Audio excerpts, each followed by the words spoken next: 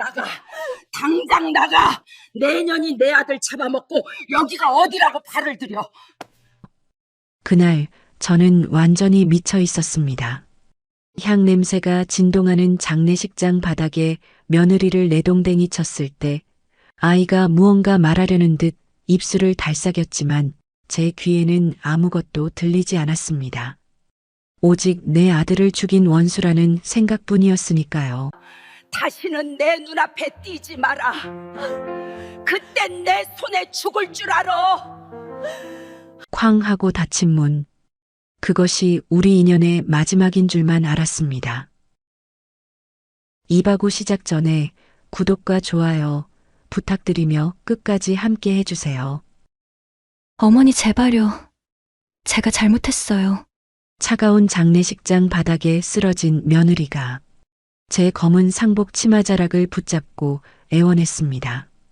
평소 같았으면 그 가냘픈 손이 안쓰러워 일으켜 세웠을지도 모릅니다. 하지만 그날 제 눈에 비친 그 하얀 손은 내 아들을 빗길로 불러내 죽음으로 몰고 간 저주받은 손처럼 보였습니다. 그 손이 내 아들의 명주를 끊어놓은 것만 같아 소름이 끼치고 치가 떨렸습니다. 내가 일찍만 들어왔어도 내 아들 안 죽었어. 내가 죽인 거야. 내가 내 금쪽 같은 새끼 명주를 끊어먹은 거라고. 제 입에서는 사람이 아닌 상처 입은 짐승의 울음 같은 비명이 터져나왔습니다. 가슴속 깊은 곳에서 시뻘건 숫덩이가 치밀어 올라와 견딜 수가 없었습니다. 아들은 그 비오는 밤 야근하고 늦게까지 들어오지 않는 며느리가 걱정되어 우산을 들고 마중을 나갔다가 변을 당했습니다. 지은이가 비 맞는 거 싫어하잖아요. 정류장까지만 다녀올게요. 하며 웃던 아들의 마지막 뒷모습이 눈의 선에 미칠 것만 같았습니다. 그깟 마중이 뭐라고. 지가 좀 알아서 택시 타고 들어오지. 왜 유세를 부리려고 남편을 불러냈나 싶어 억장이 무너졌습니다. 내가 좀 일찍 다녔으면 내 아들이 그 차가운 빗길 위에서 피를 흘리며 죽어갈 일도 없었을 거라는 생각에 속이 뒤집혔습니다. 제 아들을 고생만 시키다 잡아먹은 원수로만 내 인생의 모든 희망을 앗아간 악기로만 보였습니다. 이거나 징그럽다 징그러워. 저는 며느리의 손을 매몰차게 뿌리쳤습니다. 지은이는 힘없이 차가운 장례식장 복도 바닥으로 나뒹굴었습니다. 쿵 하는 소리가 났지만 저는 눈 하나 깜짝하지 않았습니다. 그런데 참 이상한 일이었습니다. 그렇게 세게 밀친 것도 아닌데 아이가 바닥을 구르면서도 본능적으로 배를 감싸주며 웅크리는 것이었습니다. 얼굴은 핏기 하나 없이 창백해서는 식은 땀을 줄줄 흘리고 있었고 입술은 파르르 떨리고 있었습니다. 마치 무언가 소중한 것을 깨뜨리지 않으려는 사람처럼 엎어지는 순간에도 바닥에 배가 닿지 않게 필사적으로 몸을 비틀었습니다. 어머니, 저 드릴 말씀이. 지은이가 고통스러운 듯 신음을 삼키며 품속에서 꼬깃꼬깃한 봉투 하나를 꺼내려 손을 떨었습니다. 하얀 봉투 끝자락이 보였지만 저는 그게 무엇인지 알고 싶지도 않았습니다. 그 꼴조차 보기 싫었습니다. 저는 그 아이의 입을 막아버리듯 고래고래 소리를 질렀습니다. 닥쳐라. 내 입에서 나오는 말은 숨소리도 듣기 싫다. 당장 내 눈앞에서 꺼져. 내 아들 뼈도 못 추렸는데 내가 감히 상주 노릇을 해? 썩 꺼지지 못해. 저는 며느리의 멱살을 잡아 질질 끌다시피 하여 장례식장 밖으로 내몰았습니다. 지은이는 반항 한 번 하지 못하고 제 손에 이끌려 밖으로 밀려났습니다. 문을 열자마자 거센 빗줄기가 사정없이 우리 두 사람을 때렸습니다. 천둥 소리가 하늘을 찢을 듯 울려 퍼졌습니다. 지은이는 신발도 제대로 신지 못한 채 차가운 아스팔트 바닥으로 넘어졌습니다. 벗겨진 슬리퍼 한 짝이 흙탕물에 섞인 빗물에 떠내려갔습니다. 집에 들어올 생각도 마라. 오늘부로 대문 비밀번호 싹 다 바꿀 거니까 내 옷가지들은 죄다 불태워 버릴 테니 그리 알아. 내 집에 내 냄새 남는 것도 싫다. 사람들이 웅성거리며 혀를 찼습니다. 아무리 그래도 며느리한테 너무하는 거 아니냐. 쫓아내도 장례는 치르게 해야지. 저게 무슨 짓이야. 아들 잃은 어미 심정이 오죽하면 저러겠어. 눈이 뒤집힐 만도 하지. 사람들의 시선 따위는 중요하지 않았습니다. 누가 나를 욕하든 미친 노인네라고 손가락질하든 상관없었습니다. 내 아들이 죽었는데 체면이 무슨 소용이고 인심이 무슨 소용입니까? 저는 맨발로 빗속에 주저앉은 며느리를 향해 건물 옆 화단에 흙을 집어들었습니다. 시커먼 흙을 한 줌 쥐어 며느리의 얼굴을 향해 힘껏 뿌렸습니다. 재수 없다. 퇴. 다시는 내 앞에 나타나지 마라. 그땐 내 손에 죽을 줄 알아. 차악 마이너스. 시커먼 흙이 며느리의 젖은 머리카락과 얼굴 위로 흩뿌려졌습니다. 빗물에 흘러내린 흙탕물이 눈에 들어갔을 텐데도 지은이는 눈 한 번 깜빡이지 않고 한참이나 저를 올려다보았습니다. 저주를 퍼붓는 시어머니를 원망하는 눈빛이 아니었습니다. 그 눈은 마치 혼자 남겨질 제가 사무치게 걱정되는, 그리고 두고 가는 무언가를 지키지 못한 죄인 같은 슬프고도 깊은 눈동자였습니다. 어머니, 건강하세요. 죄송합니다. 그 아이는 빗물이 흥건한 아스팔트 바닥에 이마를 대고 큰 절을 올렸습니다. 어깨가 들썩이며 흐느끼는 소리가 빗소리에 묻혔습니다. 그리고 비틀거리는 걸음으로 배를 움켜쥔 채 어둠 속으로 사라졌습니다. 뒤도 돌아보지 않는 그 뒷모습이 어찌나 위태로워 보이던지 마치 금방이라도 쓰러질 것만 같았습니다. 빗속으로 사라지는 며느리의 작은 등 뒤로 제 모진 말들이 비수처럼 꽂혔을 것입니다. 저는 쾅 하고 장례식장 문을 닫았습니다. 가슴이 뻥 뚫린 듯 시원해야 하는데 이상하게도 심장이 난도질 당한 것처럼 아팠습니다. 다리에 힘이 풀려 그 자리에 주저앉고 말았습니다. 젖은 상복에서 비릿한 물 냄새가 훅 끼쳐왔습니다. 아이고, 내 새끼, 불쌍한 내 새끼.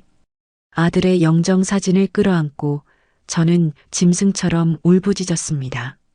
차가운 유리 액자에 뺨을 비비며 아들의 이름을 부르고 또 불렀습니다.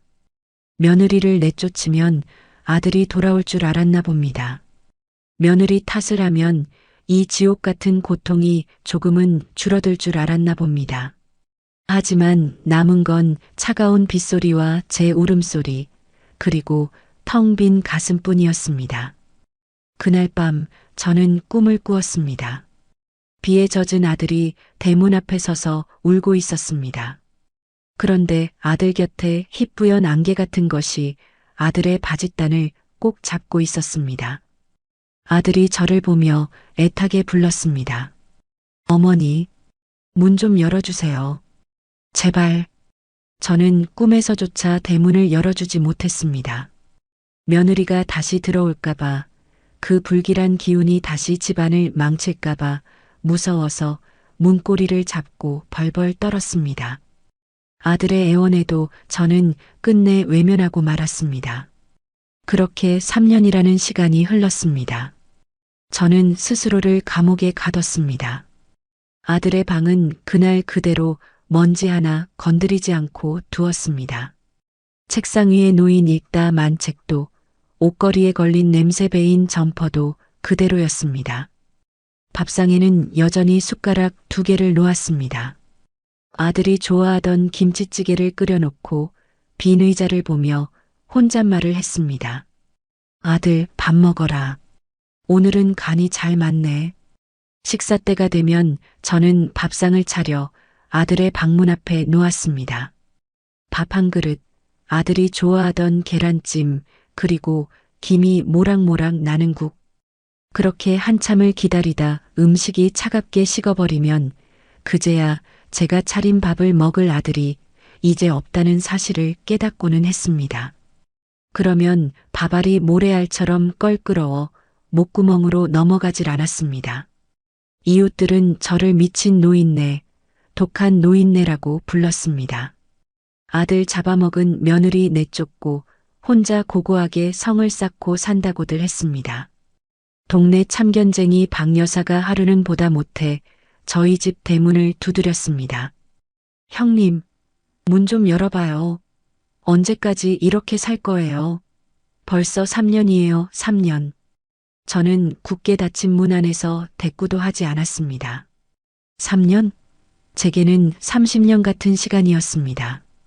3년이 아니라 300년이 흐른들 제 가슴에 박힌 대못이 빠질 리 없었습니다. 그렇게 저는 아들의 유령과 함께 녹슨 대문 안에서 스스로를 가두고 썩어가고 있었습니다. 그 시각 제가 그토록 저주하며 내쫓았던 며느리 지은이는 저와는 정반대의 시간을 살고 있었습니다. 그 아이는 멈출 수도 주저앉을 수도 없었습니다. 지켜야 할 것이 있었으니까요. 지은이는 쫓겨난 그날 밤 작은 여관방에서 뜬 눈으로 밤을 새웠다고 합니다. 그리고 다음 날부터 곧장 일자리를 구하러 다녔습니다. 뱃속의 아이를 위해 뱃속의 아이가 세상에 나오면 먹이고 입히기 위해 닥치는 대로 일을 했습니다. 새벽에는 우유 배달을 하고 낮에는 허름한 식당 주방에서 뜨거운 불 앞에 서서 땀을 쏟았습니다. 그렇게 10달을 채워 아들을 낳았습니다. 죽은 제 아들 민수와 똑 닮은 사내아이였습니다. 이름은 민준이라고 지었습니다. 아비 잃은 자식이라고 손가락질 받을까봐 지은이는 2배, 3배로 억척스럽게 살았습니다. 거칠어진 손으로 아이의 기저귀를 갈고 설거지통에 푹 절은 손으로 아이의 이유식을 만들었습니다. 민준아, 엄마야. 우리 아들, 아이 예쁘네. 고된 하루 끝에 잠든 아들의 얼굴을 볼 때면 지은이는 비로소 웃을 수 있었습니다. 죽은 남편이 제 아들이 남기고 간 유일한 흔적이자 살아갈 이유였습니다. 그렇게 3년. 아이는 무럭무럭 자라 어느덧 3살이 되었습니다. 엄마, 엄마 하며 따르는 아이를 보면 힘든 것도 잊을 수 있었습니다. 하지만 하늘도 무심하시지. 홀로 아이를 키우는 그 가여운 것에게 또 한 번의 시련을 주려고 하셨나 봅니다. 어느 날부터인가 지은이는 주방에서 일하다 말고 갑자기 눈앞이 핑 도는 어지럼증을 느끼기 시작했습니다. 처음에는 그저 피곤해서 그런가 보다, 잠을 못 자서 그런가 보다 하고 대수롭지 않게 넘겼습니다. 약국에서 빈혈약이나 사다 먹으면 괜찮아지겠지 하고 생각했습니다. 병원 갈 시간도 돈도 없었으니까요. 하지만 증상은 점점 심해졌습니다. 뜨거운 냄비를 들고 가다 말고 다리에 힘이 풀려 주저앉을 뻔한 적도 있었고 밤에는 코피가 멈추지 않아 애를 먹기도 했습니다. 거울을 보면 얼굴은 나날이 창백해져 갔습니다. 마치 누군가 제 몸의 피를 조금씩 빼내가고 있는 것만 같았습니다. 엄마 아파? 어느 날 밤 잠에서 깬 아들 민준이가 코에 휴지를 틀어막고 있는 지은이를 보며 물었습니다. 지은이는 애써 웃으며 아들의 머리를 쓰다듬었습니다. 아니야, 우리 아들. 엄마 안 아파. 그냥 코가 간지러워서 그래. 거짓말이었습니다. 온몸에 뼈마디가 쑤시고 아팠지만 아들 앞에서는 아픈 티를 낼 수 없었습니다. 내가 아프면, 내가 쓰러지면 이 어린 것은 어떡하나. 그 생각뿐이었습니다. 결국 사달이 나고야 말았습니다. 식당 마감 준비를 하던 어느 날 밤이었습니다. 뜨거운 물이 가득 담긴 들통을 나르던 지은이는 순간 눈앞이 캄캄해지는 것을 느꼈습니다. 아, 안 돼. 하는 생각과 함께 손에서 힘이 빠져나갔고 들통이 바닥으로 떨어지며 쨍그랑. 하는 굉음을 냈습니다. 어머, 지은 씨, 괜찮아? 식당 주인이 달려왔지만 지은이는 대답할 수 없었습니다. 그대로 바닥에 쓰러져 정신을 잃고 말았던 것입니다. 다행히 화상은 입지 않았지만 식당 주인의 성화에 못 이겨 지은이는 결국 동네 작은 병원을 찾았습니다. 간단한 피 검사만 하면 될 줄 알았는데 의사의 표정이 심상치 않았습니다. 큰 병원으로 가보셔야겠습니다. 정밀 검사가 필요합니다. 불길한 예감은 틀리는 법이 없었습니다. 대학병원에서 몇 날 며칠에 걸친 검사를 받은 끝에 지은이는 의사 앞에 앉았습니다. 창밖은 아직 대낮인데 진료실 안은 유난히 어둡고 차갑게 느껴졌습니다. 저기, 보호자분은 안 오셨나요? 의사의 조심스러운 물음에 지은이는 힘없이 고개를 저었습니다. 보호자, 없어요. 저 혼자예요. 의사는 잠시 뜸을 들이다 무거운 입을 열었습니다. 지은이가 알아들을 수 없는 어려운 의학 용어들이 오고 갔습니다. 그리고 마지막 한마디. 그 한마디가 지은이의 세상 전체를 무너뜨렸습니다. 위암입니다. 상태가 좋지 않습니다. 당장 입원해서 치료 시작해야 합니다. 그 뒤로 의사가 무슨 말을 했는지 하나도 들리지 않았습니다. 귀에서 윙마이너스 하는 이명이 들리고 세상이 빙글빙글 돌았습니다. 백혈병? 드라마에서나 보던 그 병이 왜 나한테? 나는 아직 젊은데. 나한테는 아직 3살배기 아들이 있는데. 선생님, 잘못 보신 거죠? 그냥 심한 빈혈이라고. 그럴 리가 없어요. 안타깝지만 검사 결과는 명확합니다. 지은이는 진료실을 어떻게 걸어 나왔는지 기억나지 않습니다. 병원 복도에 기대어 한참을 멍하니 서 있었습니다. 눈물도 나지 않았습니다. 너무 큰 충격 앞에서는 눈물조차 얼어붙는다는 것을 그때 처음 알았습니다. 위암.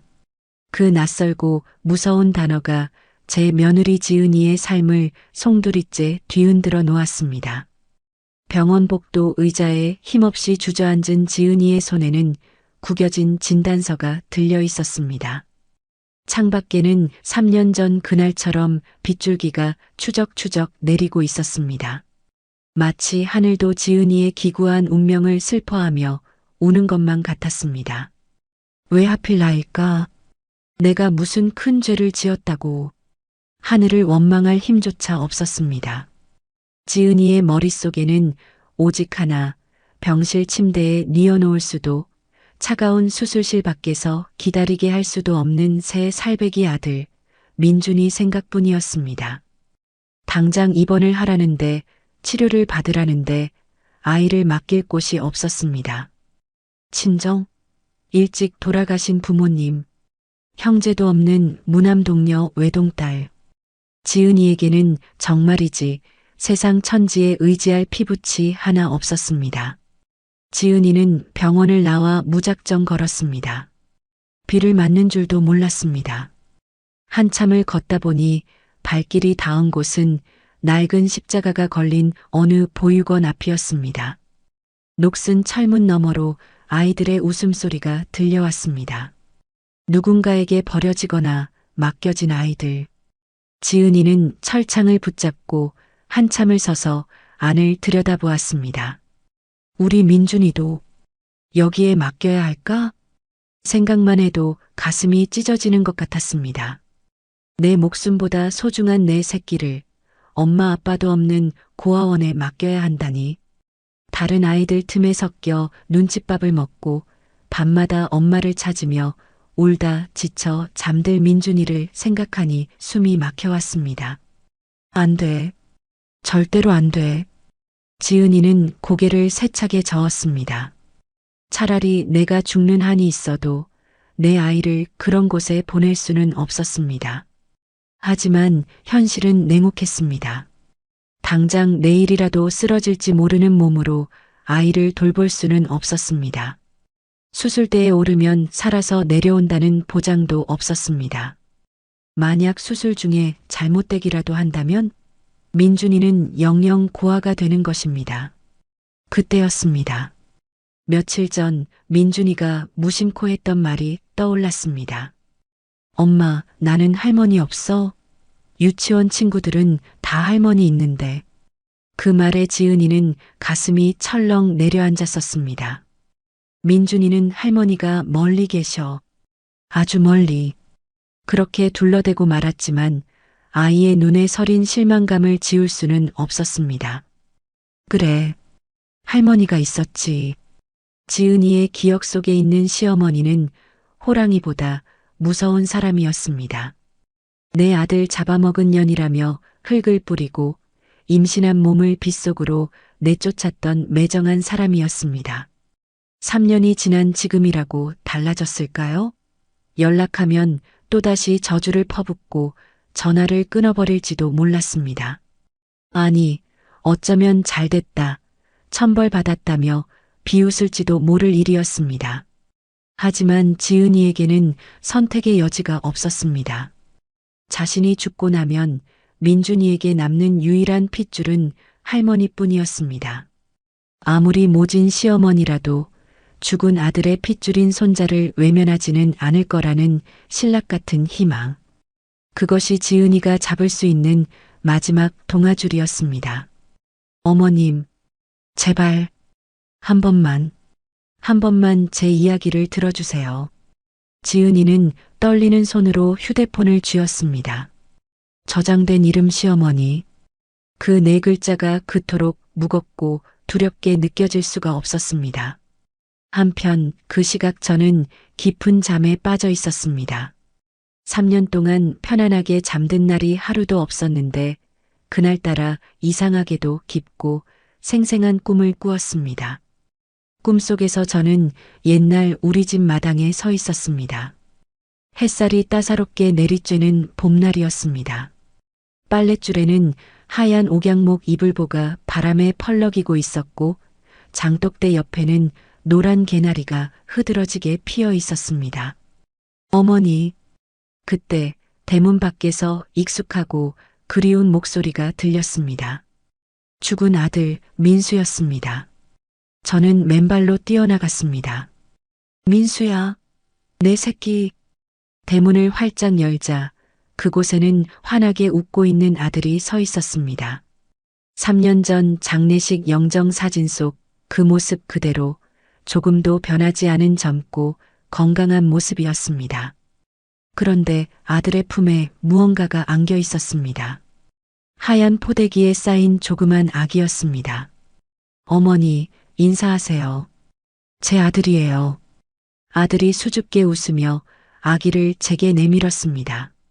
저는 얼떨결에 아기를 받아 안았습니다. 포대기 속에서 새근새근 잠든 아기의 얼굴은 놀랍게도 죽은 아들의 어릴 적 모습과 판박이었습니다. 오똑한 코, 긴 속눈썹, 그리고 입가에 살짝 패인 보조개까지. 어머나, 세상에, 어쩜 이렇게 너를 쏙 빼닮았니?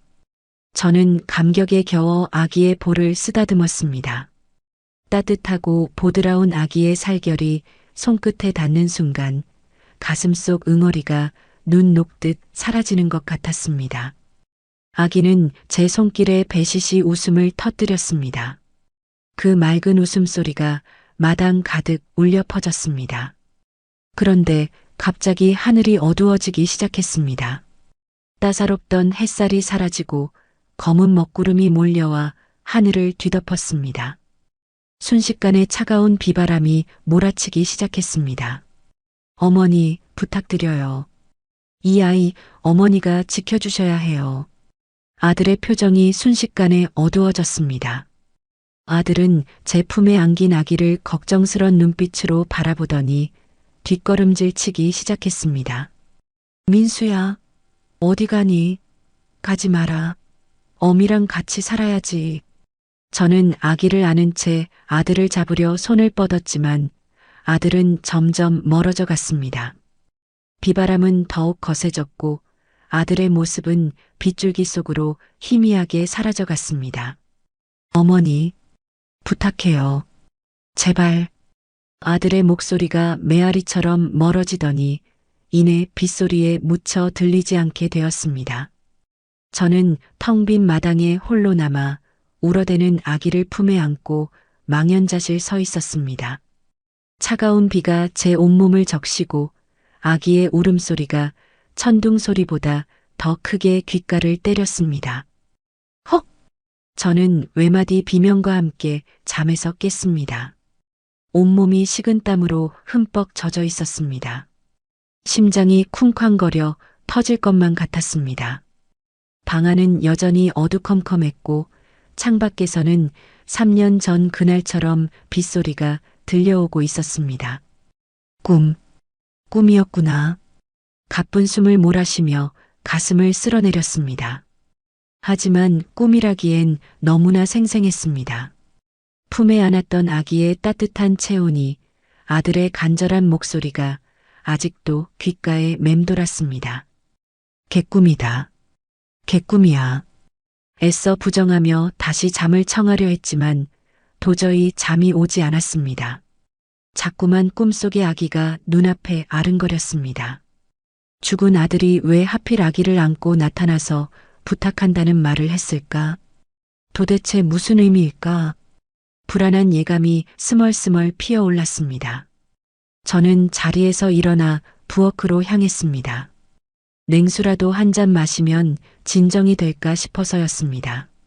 떨리는 손으로 냉장고 문을 열고 물병을 꺼내려는데 갑자기 거실 전화기가 요란하게 울리기 시작했습니다. 새벽 2시. 이 시간에 전화가 올 리가 없었습니다. 잘못 걸려온 전화겠지 하고 무시하려 했습니다. 하지만 전화벨 소리는 끊어지지 않고 계속해서 집안을 울렸습니다. 마치 저를 부르는 누군가의 절박한 외침 같았습니다. 저는 홀린 듯 전화기 앞으로 다가갔습니다. 수화기를 들까 말까 망설였습니다. 3년 동안 세상과의 소통을 끊고 살았는데 이 전화를 받으면 무언가가 깨져버릴 것만 같았습니다. 하지만 꿈속 아들의 목소리가 귓가에 겹쳐 들려왔습니다. 어머니, 부탁해요. 저는 저도 모르게 수화기를 집어들었습니다. 손이 덜덜 떨리고 있었습니다. 침을 꿀꺽 삼키며 조심스럽게 귀에 가져다 댔습니다. 여보세요?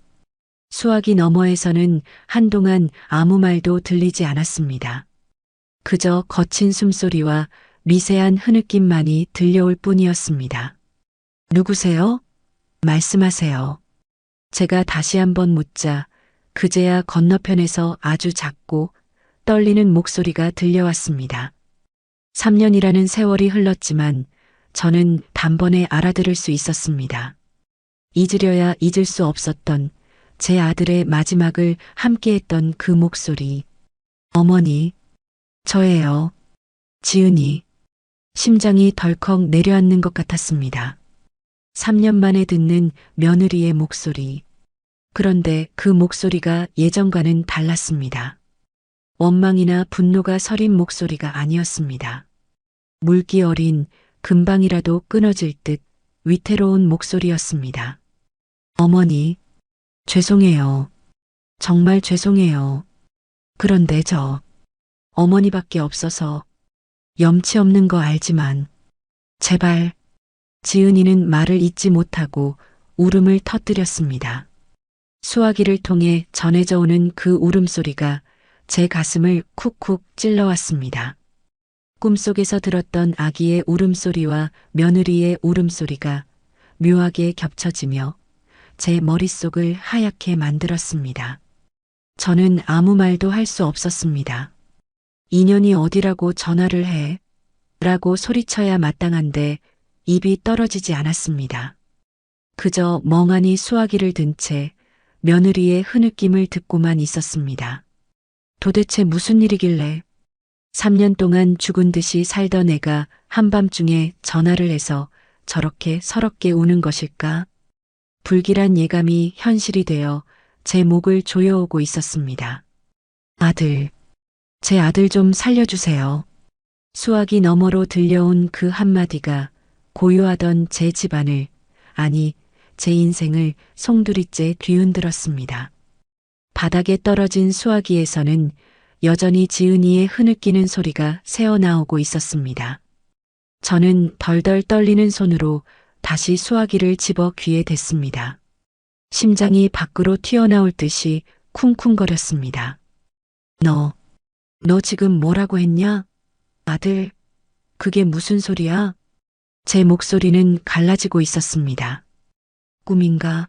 아직도 내가 꿈을 꾸고 있는 건가? 3년 전 죽은 내 아들이 살아 돌아오기라도 했다는 말인가? 머릿속이 뒤죽박죽 엉켜버려 아무런 판단도 서지 않았습니다. 어머니, 저 많이 아파요. 죽을 병에 걸렸대요. 제가 죽으면 우리 민준이 고아원에 가야 해요. 제발 한 번만 와주세요. 어머니 손주예요. 민수 씨 아들이라고요. 지은이는 숨이 넘어갈 듯 헐떡이며 말을 이었습니다. 죽을 병, 고아원, 손주, 민수 씨 아들. 지은이가 뱉어내는 단어 하나하나가 망치처럼 제 머리를 때렸습니다. 거짓말 마라. 어디서 수작이야. 내가 낳은 자식이 왜 내 아들 자식이야. 내 아들은 3년 전에 죽었는데 너 돈 필요해서 그러지? 돈 뜯어내려고 쇼하는 거지. 저는 악을 쓰며 소리쳤습니다. 믿을 수 없었습니다. 아니, 믿고 싶지 않았습니다. 그 아이가 낳은 자식이 내 핏줄이라니. 내가 쫓아낼 때 임신 중이었다는 말인가? 그럴 리 없어. 그럴 리가 없어. 제가 3년 전 장례식장에서 저지른 짓들이 주마등처럼 스쳐 지나갔습니다. 며느리를 밀치고 쫓아내고 소금을 뿌리던 제 모습. 만약 그게 사실이라면 나는 며느리만 쫓아낸 게 아니라 내 아들의 핏줄까지 내다버린 천하의 못된 시어미가 되는 것이었습니다. 그 죄책감을 감당할 자신이 없어서 저는 필사적으로 부정했습니다. 아니에요. 어머니, 정말이에요. 그날 장례식장에서 말씀드리려고 했는데 어머니가 듣지 않으셨잖아요. 흑흑, 저 수술 받아야 한대요. 죽을지도 몰라요. 제발 민준이 얼굴만이라도 봐주세요. 부탁드려요. 지은이의 목소리는 점점 희미해져 갔습니다. 진심이었습니다. 돈을 요구하는 목소리가 아니었습니다. 죽음을 앞둔 어미가 새끼를 부탁하는 벼랑 끝에 선 사람의 절박한 목소리였습니다. 어머니, 한국대학병원 503호예요. 기다릴게요. 끊을게요. 뚝. 전화가 끊겼습니다. 멍하니 수화기를 든 채 저는 한참 동안 그 자리에 서 있었습니다. 뚜마이너스 하는 기계음만이 텅 빈 거실을 채웠습니다. 한국대학병원 503호. 민수 씨 아들. 입안에서 그 말이 뱅뱅 돌았습니다. 다리에 힘이 풀려 주저앉고 말았습니다. 식은땀이 비 오듯 흘러내렸습니다. 설마 진짜일까? 3년 전 바닥에 쓰러지면서도 배를 감싸 쥐던 지은이의 모습이 떠올랐습니다. 참 이상한 일이었습니다. 그렇게 세게 밀친 것도 아닌데 그때 제가 느꼈던 그 의아함. 어머니, 드릴 말씀이. 지은이가 꺼내려다만 꼬깃꼬깃한 봉투, 그리고 방금 꾼 꿈속에서 아들이 안겨준 아기. 모든 퍼즐 조각이 하나씩 맞춰지는 것 같았습니다. 가슴이 덜컥 내려앉았습니다. 만약 진짜라면, 만약 그 아이가 내 아들의 씨를 품고 있었다면 나는 도대체 무슨 짓을 한 것인가? 뜬 눈으로 밤을 새웠습니다. 창밖이 희끄무레하게 밝아올 때까지 저는 꼼짝도 하지 않고 거실 바닥에 앉아 있었습니다. 가야 하나 말아야 하나. 수천 번, 수만 번 갈등했습니다. 가서 확인해 보고 싶었습니다. 내 아들의 핏줄이 맞는지, 정말 내 아들을 닮았는지, 하지만 두려웠습니다. 만약 사실이라면 그 아이들 앞에 무슨 낯으로 서야 한단 말입니까? 며느리를 짐승 취급하고 내쫓은 시어머니가 이제 와서 할머니랍시고 나타나는 게 가당키나 한 일입니까? 차라리 모르는 척하는 게 낫지 않을까? 아니야, 며느리가 죽는다잖아. 고아원에 간다잖아. 내 새끼 핏줄이 고아원에서 자라게 둘 수는 없잖아. 제 안에서 두 개의 자아가 치열하게 싸웠습니다. 가지마. 함정일 수도 있어. 내가 무슨 자격이 있어. 가야 해. 민수가 꿈에 나와 부탁했잖아. 내 손주잖아. 결국 저를 일으켜 세운 건 아들의 방에 걸려 있던 낡은 가족 사진이었습니다. 사진 속에서 아들은 저를 보며 환하게 웃고 있었습니다. 마치 어머니, 제 아들 좀 봐주세요라고 말하는 것 같았습니다. 그래, 가보자. 가서 내 눈으로 똑똑히 확인이나 해보자. 거짓말이면 그년 머리채를 다 뽑아놓고 올 테다. 저는 주섬주섬 옷을 챙겨 입었습니다. 3년 동안 장롱 깊숙이 처박혀 있던 외출복을 꺼냈습니다. 옷에서 퀴퀴한 조명 냄새가 났습니다. 거울 속에 비친 제 모습은 낯설기만 했습니다. 푸석한 얼굴, 하얗게 센 머리카락, 앙상하게 마른 몸, 영락없는 꼬부랑 할미였습니다. 3년 만에 현관문을 열었습니다. 끼잉 마이너스 하는 소리와 함께 녹슨 대문이 열렸습니다. 눈부신 햇살이 쏟아져 들어와 눈을 뜰 수가 없었습니다. 세상은 3년 전과 다름없이 돌아가고 있었습니다. 사람들은 바쁘게 오가고 차들은 쌩쌩 달리고 저 혼자만 멈춰 있던 시간이 한꺼번에 밀려오는 것 같아 현기증이 났습니다. 택시를 잡아탔습니다. 한국대학병원으로 가주세요. 기사님이 백미러로 저를 힐끔 쳐다보았습니다. 제 몰골이 말이 아니었겠지요. 저는 창밖으로 고개를 돌렸습니다. 손에 땀이 흥건했습니다.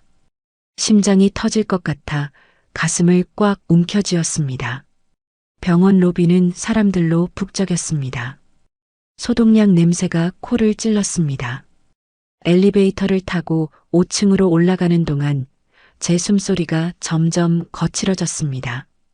5층 버튼을 누르는 손가락이 파르르 떨렸습니다. 501호, 502호, 503호. 병실 앞까지 어떻게 걸어왔는지 기억나지 않습니다. 503호 팻말 앞에 서자 다리가 후들거려 서 있기도 힘들었습니다. 문 너머에서 무슨 소리가 들리는 것 같아 저는 숨을 죽이고 귀를 기울였습니다. 엄마, 아파? 아니야. 엄마 안 아파. 민준이가 호마이너스 해줘서 다 나았어. 호마이너스, 이제 안 아프지? 아이 목소리였습니다. 앳되고 맑은 사내아이의 목소리. 그리고 힘겹지만 따뜻한 며느리의 목소리. 그 목소리를 듣는 순간 저는 얼어붙은 듯 그 자리에 멈춰 섰습니다. 민준이라고 했나? 내 아들 이름이 민수인데. 민준. 이름마저 비슷하게 지었구나. 가슴 한구석이 찌릿했습니다. 문고리를 잡으려던 손이 허공에서 멈칫했습니다. 문을 열면 판도라의 상자가 열리는 것입니다. 돌이킬 수 없는 진실과 마주해야 합니다. 내가 며느리에게 저지른 죄, 내 아들의 죽음, 그리고 새로운 생명. 이 모든 것을 감당할 수 있을까? 도망치고 싶었습니다. 지금이라도 뒤돌아서 집으로 도망가고 싶었습니다.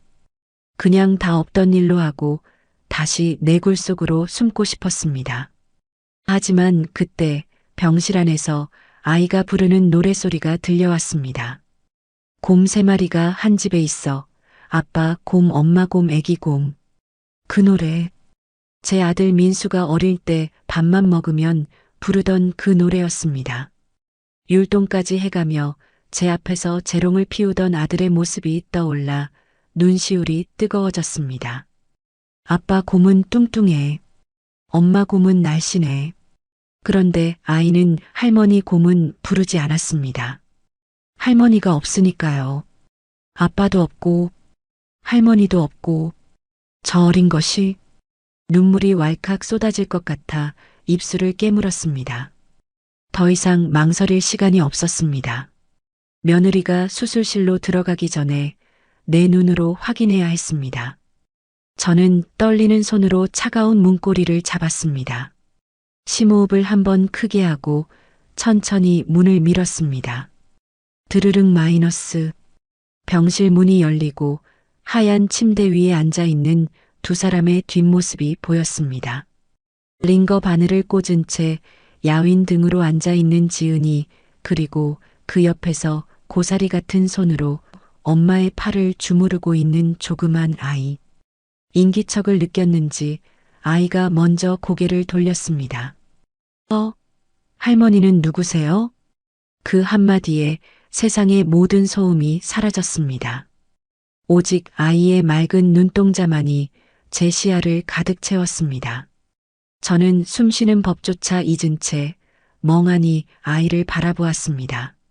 그 눈, 쌍꺼풀 없이 길게 찢어진 눈매, 웃을 때 반달처럼 휘어지는 눈꼬리, 그리고 왼쪽 눈썹 끝에 있는 아주 작은 점까지. 세상에, 저 점은 제 아들 민수가 태어날 때부터 가지고 있던 것이었습니다. 제가 복점이라며 숱하게 쓰다듬어 주었던 바로 그 점이 저 낯선 아이의 눈가에도 선명하게 박혀 있었습니다. 의심할 여지가 없었습니다. 유전자 검사, 친자 확인, 그런 건 필요 없었습니다. 핏줄이라는 게 이렇게 무서운 것이었습니다. 보는 순간 뼛속 깊은 곳에서부터 내 새끼다라는 울림이 전해져 왔으니까요. 민수야. 저도 모르게 죽은 아들의 이름이 튀어나왔습니다. 아이가 고개를 갸웃거렸습니다. 난 민수 아닌데. 난 최민준인데. 할머니는 누구세요? 최민준. 며느리 성을 따랐구나.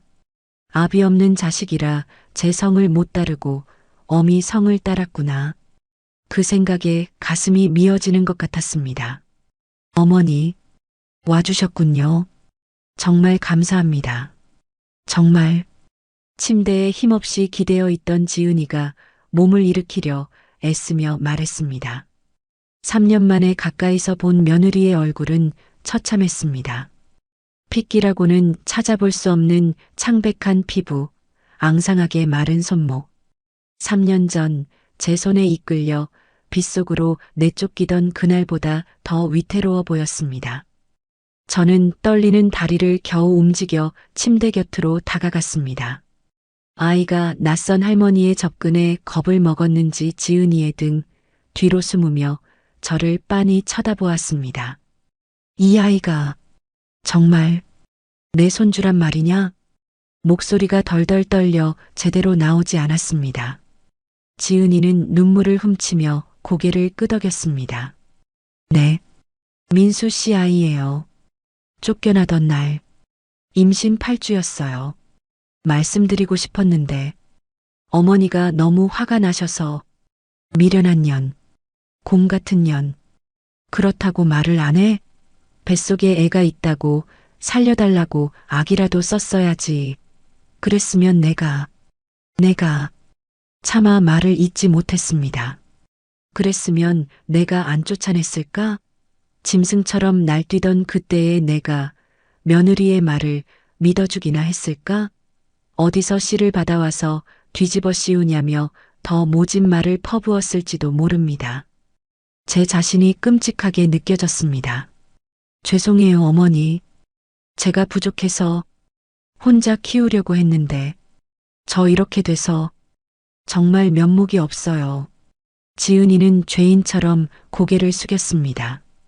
죽을 병에 걸려놓고도 시어머니에게 짐을 지우는 게 미안해서 어쩔 줄 몰라 하는 그 착한 심성에 가슴이 욱신거렸습니다.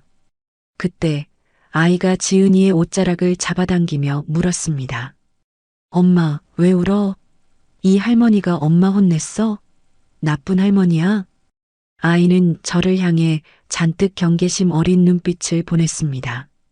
작은 주먹을 꽉 쥐고 엄마를 지키려는 듯 앞을 가로막는 모습이 어릴 적 제 아들 민수가 동네 형들한테 맞고 온 저를 보며 씩씩거리던 모습과 겹쳐 보였습니다.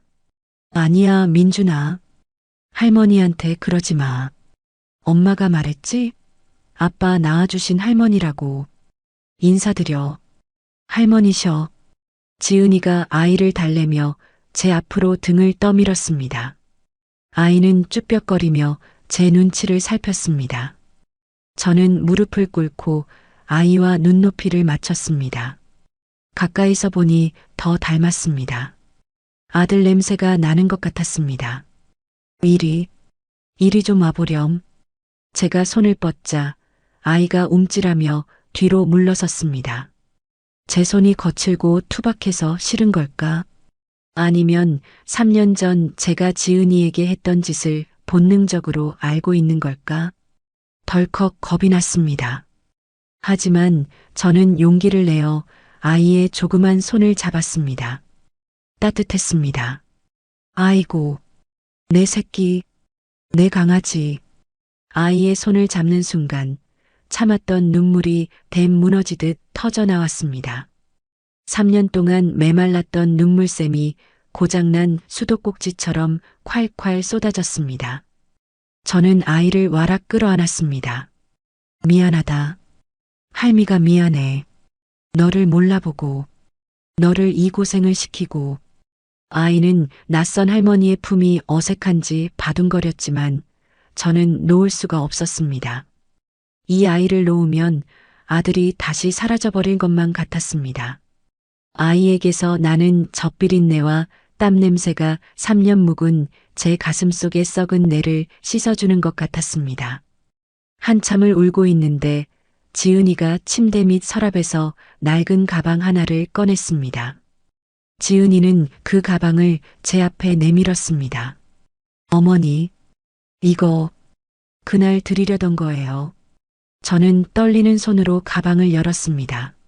안에는 낡은 아기 베넷 저고리 하나와 꼬깃꼬깃한 초음파 사진, 그리고 빛바랜 편지 한 통이 들어 있었습니다. 초음파 사진 속에는 콩알만한 점 하나가 찍혀 있었습니다. 날짜를 보니 정확히 3년 전 아들이 죽기 며칠 전 날짜였습니다. 그리고 편지 봉투에는 사랑하는 우리 엄마 영자 씨에게라는 아들의 글씨가 적혀 있었습니다. 이게 다 뭐냐? 민수 씨가 사고 나기 전날 쓴 편지예요. 임신 소식 알리면서 어머니께 드리려고 했는데 쑥스럽다고 나중에 주자고 해서 가지고 있었어요. 그날 장례식장에서 이거라도 보여드리면 어머니가 덜 슬퍼하실까봐 드리려고 했는데 저는 편지를 꺼내 읽어내려갔습니다. 사랑하는 엄마, 나 아빠 됐어. 엄마 이제 할머니 됐네?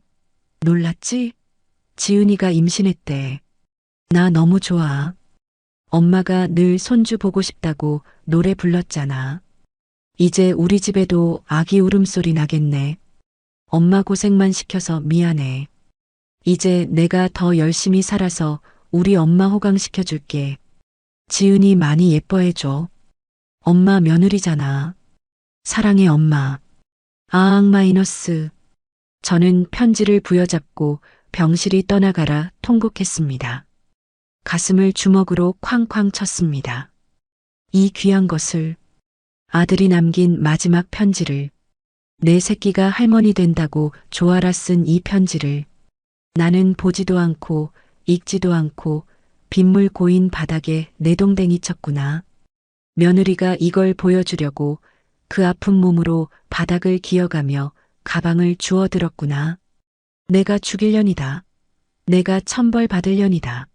민수야, 민수야. 저는 바닥에 머리를 찌우며 오열했습니다. 후회라는 단어로는 표현할 수 없는 거대한 고통이 온몸을 휘감았습니다. 지은이가 놀라서 침대에서 내려와 저를 말렸습니다. 어머니, 그러지 마세요. 이러시면 안 돼요. 민준이 놀라요. 아가, 내가 잘못했다. 내가 미쳐서 너한테 몹쓸 짓을 했다. 용서해다오. 제발 용서해다오. 저는 며느리의 발을 붙잡고 빌었습니다. 지은이도 저를 부둥켜 안고 함께 울었습니다. 고부간의 3년 묵은 한이 눈물로 범벅되어 흘러내렸습니다. 민준이는 영문도 모른 채 엄마와 할머니가 우는 모습을 보며 덩달아 의학 마이너스하고 울음을 터뜨렸습니다. 그때 병실 문이 드르륵 열리고 간호사가 들어왔습니다. 이지은 환자분 수술실로 이동하실 시간입니다. 올 것이 왔습니다. 지은이는 황급히 눈물을 닦고 아이를 제게 안겨주었습니다. 어머니, 민준이, 부탁드려요. 혹시 제가 못 깨어나더라도 우리 민준이 그런 소리 마라.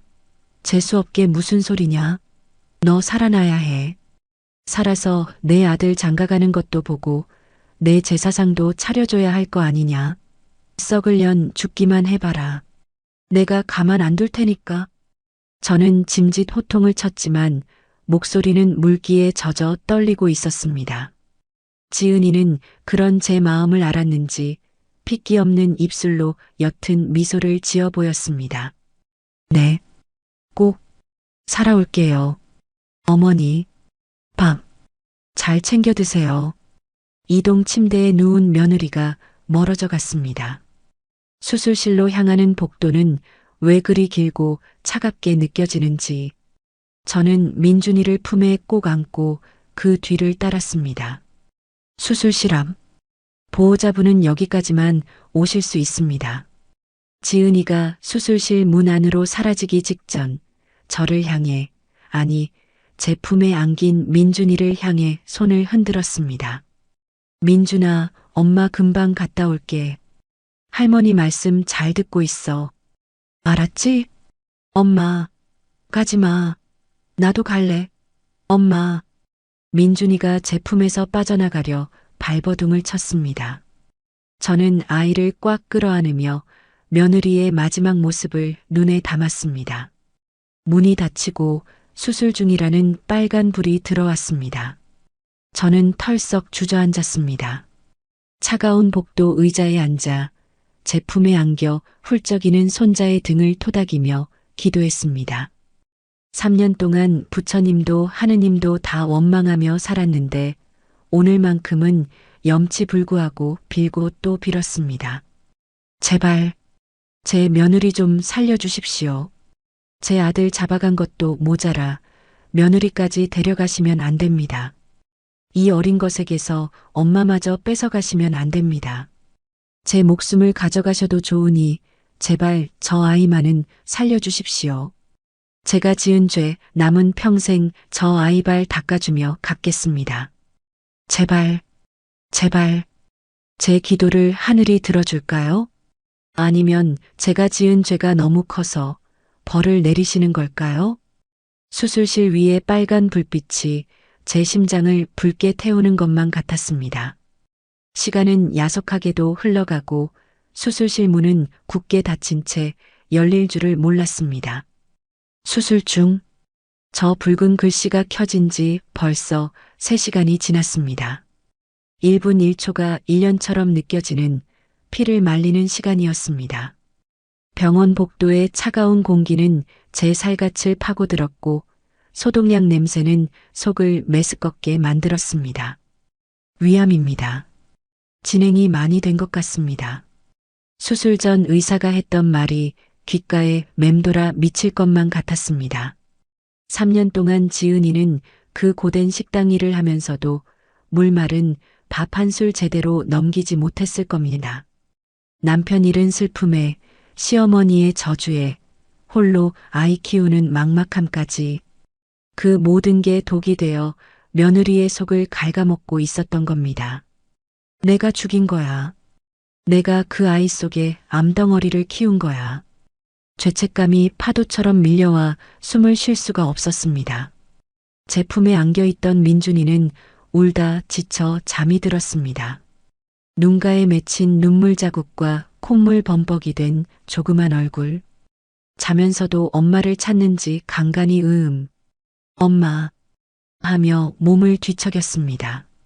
저는 행여 아이가 깰까봐 숨소리조차 크게 내지 못하고 아이의 등을 조심스레 토닥였습니다. 아이를 안고 있는 제 팔이 저려왔지만 저는 팔을 뺄 수가 없었습니다. 이 아이의 무게가 따뜻한 체온이 제게는 생명줄과도 같았으니까요. 아이고, 우리 강아지, 불쌍한 내 새끼. 아이의 머리카락을 쓸어 넘기다 저는 또 한 번 놀라고 말았습니다. 아이의 오른쪽 귀 뒤에 있는 조그만 흉터. 손톱 자국처럼 희미하게 남은 그 흉터는 제 아들 민수가 5살 때 자전거를 배우다 넘어져 생긴 흉터와 똑같은 위치에 있었습니다. 피는 못 속인다더니 어쩜 흉터 자리까지 똑같을까? 기억이 30년 전으로 거슬러 올라갔습니다. 그날 민수가 넘어져 울면서 들어왔을 때 저는 사내 자식이 뭘 그깟 일로 우냐며 호통을 쳤었습니다.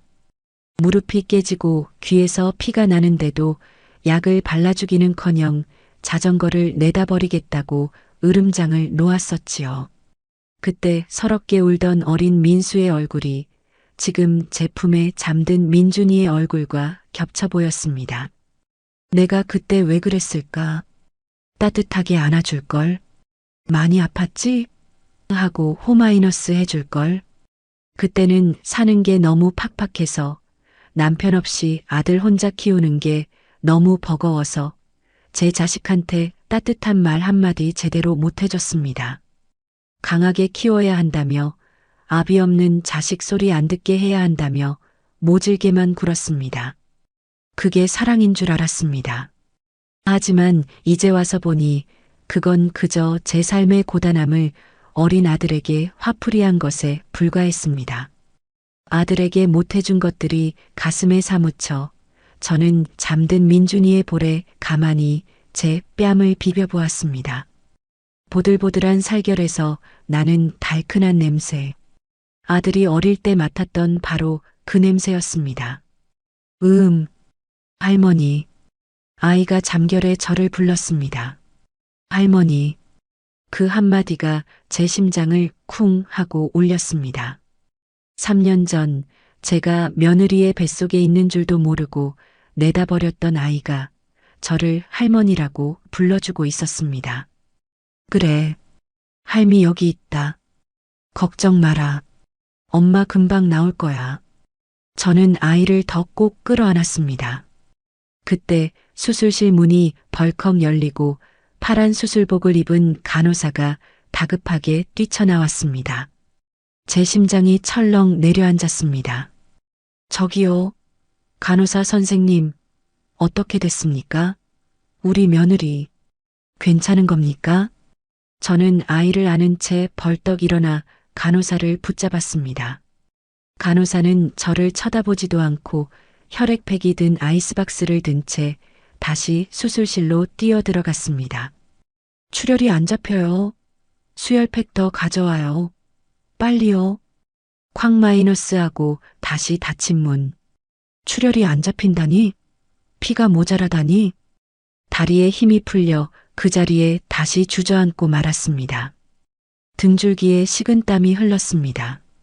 위를 절제하는 큰 수술이라 위험하다곤 했지만 이렇게까지 다급할 줄은 몰랐습니다. 만약 지은이가 잘못되면 이 아이는 어떡하나. 3년 동안 엄마 혼자 억척스럽게 키운 아이입니다. 아빠 얼굴도 모르는 아이에게 엄마마저 없어진다면 이 아이가 감당해야 할 세상의 무게가 얼마나 무거울지 상상조차 되지 않았습니다. 안 돼. 절대로 안 돼. 저는 두 손을 모아쥐고 빌었습니다. 3년 전 제가 며느리에게 쏟아부었던 저주들이 화살이 되어 돌아오는 것만 같았습니다. 내 아들 잡아먹은 년 내 눈앞에 띄지 마라. 죽을 줄 알아. 제가 뱉은 그 독한 말들이 씨가 되어 며느리의 위장을 헐게 만들고 암덩어리를 키우고 이제는 목숨까지 위협하고 있는 것 같아 두려웠습니다. 부처님, 하나님, 제가 잘못했습니다. 제 입이 방정이었습니다. 제가 죽일 년입니다. 제발 그 말들 다 취소해 주세요. 제가 뱉은 저주 다 저한테 돌려주시고 제발 제 며느리만 살려주세요. 저는 바닥에 머리를 찌우며 참회했습니다. 3년 동안 쌓아 올린 제 자존심, 아집, 도끼. 그 모든 것이 며느리의 목숨 앞에서는 아무짝에도 쓸모없는 쓰레기였습니다. 그때 잠에서 깬 민준이가 눈을 비비며 일어났습니다. 할머니, 엄마 아직 안 왔어? 아이의 목소리가 떨리고 있었습니다. 병원 공기가 심상치 않다는 것을, 어른들의 표정이 어둡다는 것을 어린아이도 본능적으로 느끼고 있는 것이겠지요. 그래. 의사 선생님이 엄마 뱃속에 나쁜 거 꺼내주느라 시간이 좀 걸리나 보다. 우리 민준이 배고프지? 할미가 맛있는 거 사줄까? 저는 애써 웃으며 아이의 시선을 돌리려 했습니다. 하지만 아이는 고개를 도리질 쳤습니다. 싫어. 엄마 기다릴 거야. 엄마가 금방 온다고 했어. 엄마 보고 싶어. 민준이의 눈에 그렁그렁 눈물이 고였습니다. 그러더니 이내 엄마 하고 울음을 터뜨렸습니다. 병원 복도가 아이의 울음소리로 가득 찼습니다. 지나가던 사람들이 안타까운 눈빛으로 쳐다보았습니다. 저는 아이를 달랠 수가 없었습니다. 저도 같이 울고 싶었으니까요. 아니, 이미 제 눈에서도 눈물이 줄줄 흐르고 있었습니다. 엄마 곰은 날씬해. 으앙. 아빠 곰은 뚱뚱해. 흑흑. 아이가 울면서 노래를 부르기 시작했습니다. 엄마가 가르쳐준 노래. 무서울 때나 슬플 때 부르라고 가르쳐준 노래였을까요? 엉엉 울면서도 씩씩하게 노래를 부르려는 아이의 모습이 너무나 애처로워 제 가슴이 찢어지는 것 같았습니다. 그래, 민준아, 노래 부르자. 노래 부르면 엄마가 빨리 올 거야. 저도 아이를 따라 노래를 불렀습니다. 쉰 목소리로 음정도 박자도 맞지 않는 노래를 불렀습니다. 애기 곰은 너무 귀여워. 으쓱, 으쓱, 잘한다. 30년 전 아들 민수에게 불러주던 그 노래를 이제는 손자 민준이에게 불러주고 있었습니다. 세월을 건너뛰어 다시 부르는 자장가. 하지만 이 노래는 평화로운 자장가가 아니라 생사를 오가는 며느리를 위한 그리고 남겨진 우리 두 사람을 위한 처절한 기도였습니다. 그렇게 얼마나 시간이 흘렀을까요? 창밖은 이미 어둑어둑해져 밤이 되었습니다. 5시간, 6시간, 수술 시간은 예정보다 훨씬 길어지고 있었습니다. 이제는 지쳐서 울 힘도 없는 민준이는 제 무릎을 베고 누워 멍하니 천장만 바라보고 있었습니다. 저 역시 탈진한 상태로 벽에 기대어 있었습니다. 그때였습니다. 수술실 위의 수술 중 램프가 꺼졌습니다. 제 심장도 같이 멈추는 것 같았습니다. 수술실 문이 천천히 열리고 초록색 수술복을 입은 의사가 걸어 나왔습니다. 마스크를 벗는 의사의 표정은 지쳐 보였고 땀으로 범벅이 되어 있었습니다. 저는 벌떡 일어나지 못했습니다. 다리가 굳어 움직이지 않았습니다. 그저 간절한 눈빛으로 의사를 올려다보았습니다.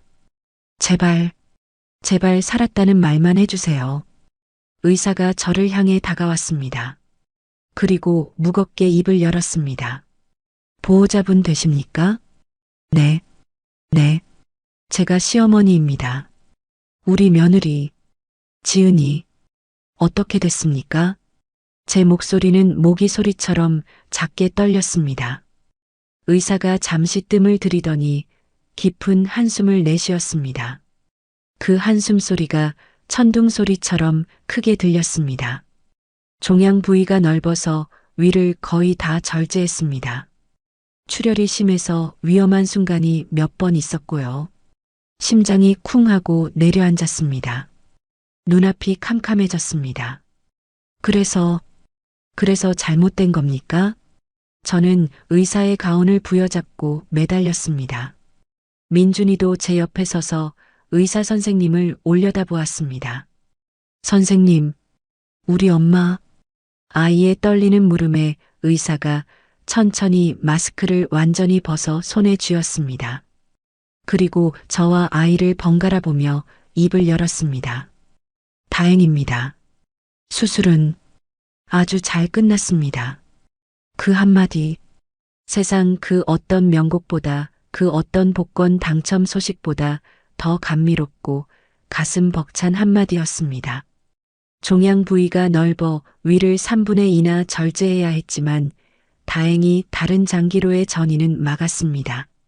출혈도 잡혔고요. 환자분 의지가 워낙 강하셔서 그 힘든 수술을 잘 버텨주셨습니다. 아이고, 선생님, 감사합니다. 정말 감사합니다. 저는 의사의 두 손을 덥석 잡고 허리를 90도로 굽혀 인사를 했습니다. 다리에 힘이 풀려 바닥에 주저앉을 뻔한 것을 간신히 정신력으로 버텼습니다. 옆에 있던 민준이도 뭔지 잘은 모르지만 할머니가 고마워하는 것을 보고는 따라 배꼽 인사를 했습니다. 감사합니다. 우리 엄마 고쳐주셔서 감사합니다. 의사가 빙그레 웃으며 아이의 머리를 쓰다듬어 주었습니다. 그래, 엄마가 민준이 보고 싶어서 힘내신 거야. 이제 회복실로 옮길 건데 마취 깨려면 시간이 좀 걸릴 겁니다. 중환자실에서 하루 경과 지켜보고 일반 병실로 옮길 테니 너무 걱정 마세요. 의사가 떠나고 난 뒤 저는 그 자리에 털썩 주저앉아 엉엉 울었습니다. 이번에는 슬픔의 눈물이 아니라 안도와 감사의 눈물이었습니다. 살았구나. 내 며느리가 살았어. 내 손주 엄마가 살았어. 할머니, 이제 엄마 안 아파? 민준이가 제 눈물을 고사리 같은 손으로 닦아주며 물었습니다. 저는 아이를 와락 끌어안고 볼에 뽀뽀 세례를 퍼부었습니다. 그래, 안 아파. 이제 엄마 다 나았어. 우리 민준이가 노래 불러줘서 엄마가 힘냈나 보다. 아이고, 내 새끼. 장하다, 장해. 중환자실 면회 시간은 짧게 정해져 있었습니다. 면회복으로 갈아입고 들어선 중환자실은 기계 소리만 가득한 삭막한 곳이었습니다. B- 하는 규칙적인 기계음, 곳곳에 꽂힌 링거줄과 산소호흡기, 그 한가운데에 지은이가 누워 있었습니다. 수술 전보다 더 창백하고 야윈 모습으로 입에는 기도 삽관을 한 채 힘겨운 숨을 몰아쉬고 있는 며느리. 그 모습을 보는 순간 억장이 무너져 내리는 것 같았습니다. 저는 떨리는 손으로 지은이의 손을 잡았습니다. 얼음장처럼 차가운 손, 거칠어진 마디마디마다 고된 식당 일의 흔적이 굳은 살로 박여 있었습니다. 3년 전 곱디곱던 그 손이 이렇게 망가질 동안 저는 따뜻한 밥 한 끼, 따뜻한 말 한마디 건네지 않았습니다. 아가, 지은아, 불러도 대답 없는 며느리의 귓가에 대고 저는 3년 동안 가슴속에 묻어두었던, 아니 차마 인정하기 싫어 외면했던 말들을 토해냈습니다. 미안하다. 정말 미안하다. 이 못난 시어미가 죄인이다. 내 아들 죽은 게 너무 억울해서, 내 하늘이 무너진 게 너무 분해서 만만한 너한테 화풀이를 했다. 내 속이 문드러지는 줄도 모르고 내 몸에 암덩어리가 자라는 줄도 모르고 내가 너를 죽음으로 내몰았구나. 눈물이 지은이의 손등 위로 뚝뚝 떨어졌습니다. 그런데도 이 모진 시어미한테 아들 핏줄 살려달라고 전화해주고 우리 민준이 이렇게 예쁘게 키워줘서 고맙다. 정말 고맙다. 내가 죽어서 민수놈을 어떻게 보나 했는데 이제 내 덕분에 낯짝이라도 들게 생겼다. 제 눈물 때문이었을까요? 아니면 3년 묵은 제 진심이 닿은 것일까요? 지은이의 눈가에서 눈물 한 방울이 주르륵 흘러내려 베개를 적셨습니다. 의식은 없어도 다 듣고 있는 게 분명했습니다. 일어나라. 얼른 일어나서 나한테 욕이라도 해라. 시어머니가 되어서 해준 게 뭐 있냐고 대들기라도 해라. 다 받아주마. 내가 하라는 대로 다 하마. 제발 눈만 뜨거라. 면회 시간이 끝나 간호사에게 쫓겨나듯 나왔습니다. 대기실 의자에 앉아 밤을 새웠습니다. 민준이는 제 무릎을 베고 잠이 들었습니다. 저는 잠든 아이의 등에 덮어준 제 카디건을 여며주며 뜬 눈으로 밤을 지새웠습니다. 창밖으로 동이 터오는 것을 보며 다짐하고 또 다짐했습니다. 다시는 이 아이들을 놓지 않겠노라고. 다음 날 아침, 기적처럼 지은이가 일반 병실로 옮겨졌습니다. 아직 말은 못하고 눈만 겨우 깜빡이는 상태였지만 의사는 고비는 넘겼다고 했습니다. 1인실 병실. 창가로 따스한 햇살이 쏟아져 들어왔습니다. 지은이는 침대에 비스듬히 누워 있었고 민준이는 침대 옆에 달라붙어 엄마의 손을 꼭 잡고 있었습니다. 엄마, 아야해? 호마이너스 해줄까? 아이가 지은이의 배 쪽을 향해 입을 동그랗게 모으고 바람을 불었습니다. 지은이는 산소호흡기를 뗀 입으로 힘겹게 미소를 지어 보였습니다. 저는 병실 구석에서 사과를 깎고 있었습니다. 손이 떨려 껍질이 자꾸 끊어졌습니다. 다 깎은 사과를 접시에 담아 조심스럽게 침대 곁으로 다가갔습니다. 지은이와 눈이 마주쳤습니다. 3년 전에 그 주눅든 눈빛이 아니라 생사의 고비를 넘긴 사람만이 가질 수 있는 맑고 깊은 눈빛이었습니다.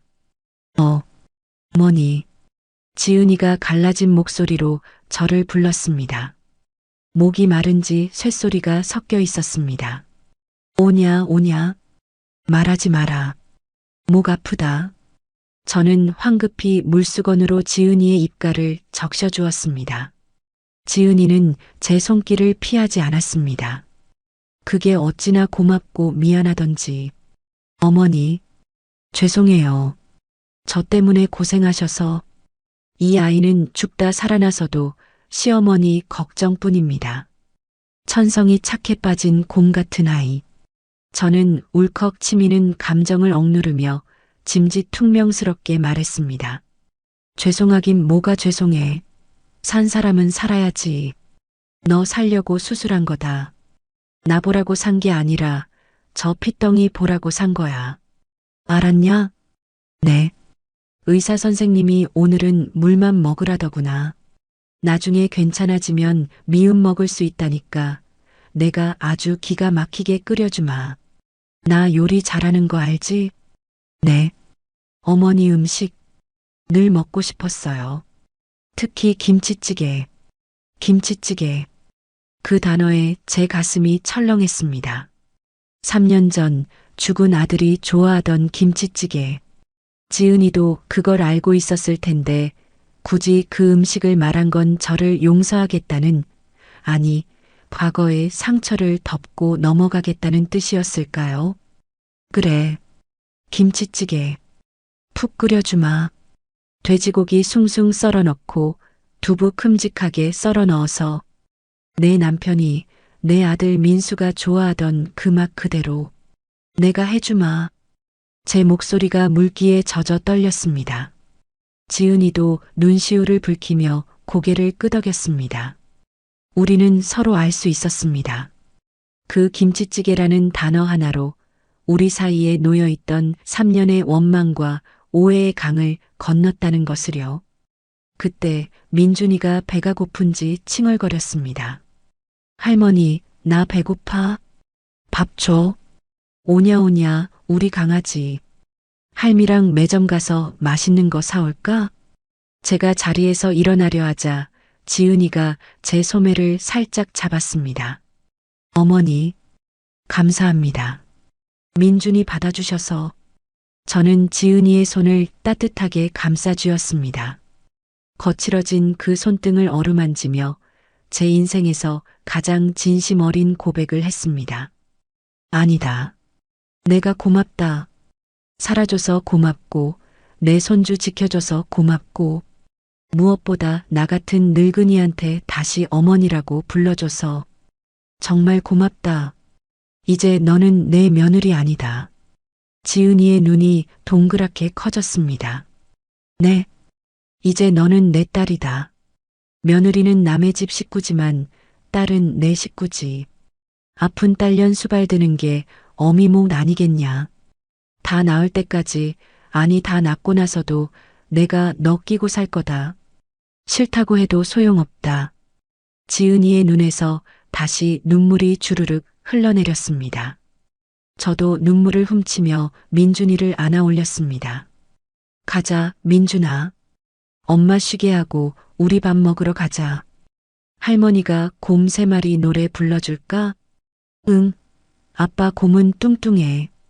민준이는 엘리베이터 거울에 비친 자기 얼굴을 보며 장난스럽게 웃었습니다. 웃을 때 눈꼬리가 반달처럼 휘는 게 제 아들 민수랑 꼭 같았습니다. 저는 그걸 보며 한 번 웃고 바로 또 눈물이 나려는 걸 꾹 눌렀습니다. 울음이 해결해 주는 건 없다는 걸 이제는 좀 알 것 같았습니다. 매점 앞에서 민준이가 우유를 집어들었습니다. 할머니, 이거, 그건 왜 고르니? 엄마 좋아해. 엄마 아프면 우유 먹어. 그래. 우리 민준이가 엄마를 제일 잘 아는구나. 저는 계산대 앞에서 지갑을 꺼내며 손이 덜덜 떨렸습니다. 돈이 아까워서가 아니었습니다. 이렇게 작은 것 하나를 사주는 일이 왜 그동안 제 삶에 없었는지 생각하니 가슴이 시큰했습니다. 병실로 돌아오니 지은이는 눈을 뜨고 있었습니다. 아직 얼굴에 핏기가 돌아오진 않았고 숨도 조심조심 쉬는 모습이었지만 눈동자가 또렷했습니다. 민준이가 침대 옆으로 달려가 엄마 손을 꼭 잡았습니다. 엄마, 나 여기 있어. 민준아. 엄마 울지 마. 할머니가 우유 사왔어. 지은이는 웃으려 했고 그 웃음이 눈물로 바뀌었습니다. 저는 침대 옆 탁자에 우유를 조심히 내려놓았습니다. 지은이가 지금 당장 마실 수 없다는 걸 알면서도 그 자리에 두고 싶었습니다. 아이 마음이 거기 있었고 제 마음도 거기 있었으니까요. 어머니, 말하지 마라. 목 아프다. 죄송. 그 말도 하지 마라. 제가 그 말을 뱉고 나서 제 스스로가 놀랐습니다. 지은이가 죄송할 일이 없는데도 늘 먼저 숙이는 사람이라는 걸 알았습니다. 그러니 이제부터는 그 습관을 제가 끊어줘야 했습니다. 지은이가 살기 위해 숨 쉬는 것조차 미안해하지 않게 만들어줘야 했습니다. 의사가 회진을 왔고 저는 한마디도 놓치지 않으려고 귀를 세웠습니다. 지은이는 위를 크게 절제한 뒤라 먹는 순서가 정해져 있다고 했습니다. 오늘은 물, 내일부터 미음, 조금씩 천천히, 급하면 위험하다고 했습니다. 저는 고개를 끄덕이며 속으로 다짐했습니다. 이 집안에서 급하게 살던 버릇을 오늘부로 끊겠다고요. 그날 밤도 저는 병원 보호자 의자에서 앉은 채로 잠이 들었다 깨기를 반복했습니다. 민준이는 제 무릎을 베고 잠이 들었고 손으로 제 소매 끝을 꼭 쥐고 있었습니다. 아이 손이 놓이면 세상이 다시 무너질 것만 같았습니다. 새벽녘 지은이가 아주 작은 목소리로 제 이름을 불렀습니다. 어머니, 왜 그러니? 아프니? 민준이. 민준이는 여기 있다. 내 눈앞에 있다. 지은이는 눈을 감았다 떴다 하며 무언가를 참고 있는 얼굴이었습니다. 아픈데도 참는 얼굴, 미안해서 참는 얼굴, 버티느라 굳어진 얼굴. 그 얼굴이 제 가슴을 후벼 팠습니다. 어머니, 저 혹시 제가 그런 소리 하지 마라. 그래도 저는 내가 한다. 내가 못하는 거 내가 한다. 저는 그 말밖에 할 수 없었습니다. 지은이에게는 살아라는 말이 기도이면서 명령이었습니다. 그리고 저한테는 벌이었습니다. 살아있는 사람을 끝까지 책임지는 벌. 며칠이 지나 지은이 얼굴에 아주 조금 혈색이 돌기 시작했습니다. 민준이는 엄마가 미음을 한 숟갈 삼키면 박수를 쳤습니다. 엄마 잘했어. 우리 민준이도 잘했어. 할머니도 잘했어. 그래, 할머니도 잘했다. 저는 그 말에 웃었습니다. 잘한 게 하나도 없는데 아이는 그렇게 말했습니다. 아이는 원망을 배우지 않았고 그건 지은이가 지켜낸 결과였습니다. 저는 지은이가 지켜낸 걸 이제부터 제가 지켜야 했습니다. 퇴원날이 왔습니다. 병원 문을 나서는데 바람이 차갑게 느껴졌습니다. 지은이는 몸을 가누기 힘든데도 민준이 손을 먼저 잡았습니다. 민준아, 엄마 천천히 걸을게. 응, 나도 천천히. 어머니 신세. 또 그 소리. 네. 지은이가 웃다가 배를 움켜쥐었습니다. 그 모습에 저는 숨이 막혔습니다. 이제부터는 집안에서 그 손이 덜 아프게, 그 배가 덜 당기게, 그 마음이 덜 죄스럽게 만들어야 했습니다. 집 대문 앞에 섰을 때 저는 손잡이를 한 번 더 꽉 잡았습니다. 3년 전에는 이 문을 잠그는 게 제 자존심인 줄 알았습니다. 이제는 이 문을 여는 게 제 사죄라는 걸 알았습니다. 문이 열리자 민준이가 신발도 벗기 전에 집안을 훑어봤습니다. 할머니 집 크다. 그래. 오늘부터는 내 집도 된다. 엄마 집도? 그래. 엄마 집도. 지은이는 거실에 들어서자 잠시 멈칫했습니다. 제 눈에는 그게 보였습니다. 이 집이 지은이에게는 따뜻한 집이 아니라 내쫓김의 기억이 남은 집이라는 거요. 저는 말을 길게 하지 않았습니다. 말로 위로하는 건 쉬워도 사는 걸 바꾸는 건 어렵습니다. 그래서 저는 부엌으로 들어가 앞치마를 둘렀습니다. 밥상을 차릴 때 저는 습관처럼 숟가락을 2개만 놓으려다가 손을 멈췄습니다. 그리고 하나를 더 꺼냈습니다. 숟가락 3개가 나란히 놓이는 순간 제 목이 꽉 막혔습니다. 그 숟가락 하나가 제가 잃어버린 3년을 대신해 줄 순 없겠지요. 그래도 오늘부터는 달라질 수 있다는 약속은 되었습니다. 민준이가 제 옆에 앉았습니다. 할머니, 밥 먹기 전에 뭐 해야 돼? 뭐 해야 되니? 손? 그래. 손 씻자. 손 씻고 돌아온 민준이가 제 흉내를 내며 2 손을 모았습니다. 잘 먹겠습니다. 그래, 잘 먹자. 지은이 앞에는 미음이 올라갔고 저는 숟가락을 아주 작게 떠서 조심스럽게 내밀었습니다. 많이 먹지 말고 한 숟갈씩만. 네, 어머니. 지은아. 네. 고맙다는 말은 천천히 해도 된다. 오늘은 그냥 먹어라. 네. 지은이는 미움을 삼키고 눈을 감았습니다. 아픈지, 고마운지, 무서운지 그 눈감음 하나에 모든 게 섞여 있는 얼굴이었습니다. 저는 그 얼굴을 보며 속으로 말했습니다. 다시는 너 혼자 버티게 하지 않겠다고요. 저는 밥상을 다시 한번 바라봤습니다. 숟가락 3개가 그대로 놓여 있었습니다. 그 숟가락 하나가 제게는 벌이었습니다. 그리고 동시에 제 삶을 다시 사람답게 만드는 시작이었습니다. 오늘의 이바구는 여기까지입니다. 끝까지 함께 해주셔서 감사드리며 구독과 좋아요 눌러주시면 놀라운 인생 사연들을 누구보다 먼저 무료로 만나보실 수 있습니다.